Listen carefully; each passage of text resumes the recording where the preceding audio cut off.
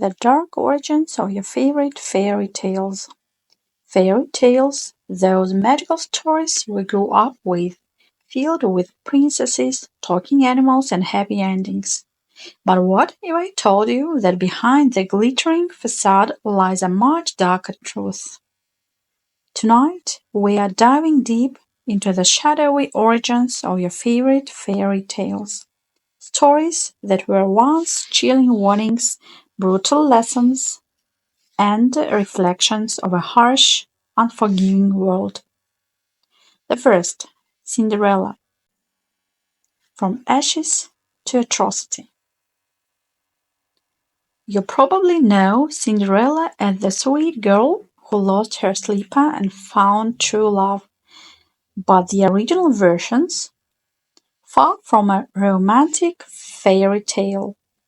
In some early versions, Cinderella's stepsisters mutilate their feet, cutting off toes and heels to fit into the glass slipper.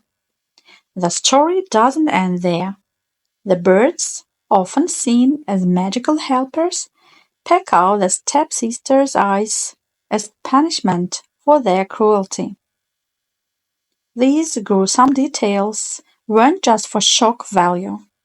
They served as stark warnings against jealousy, vanity, and cruelty. Second, Little Red Riding Hood, a tale of danger and deception.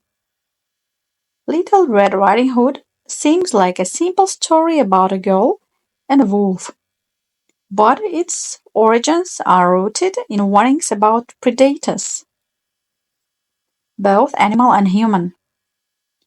Early versions Early versions of the tale were cautionary stories about the dangers of talking to strangers and the lurking threats in the woods. The wolf wasn't just a wild animal. It symbolized real dangers like violent criminals and predators in society.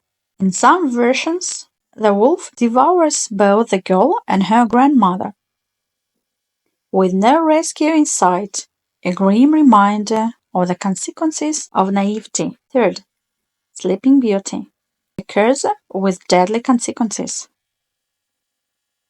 The tale of Sleeping Beauty is often seen as a romantic story of true love's kiss, but originally it was a dark tale about fate, curses, and death.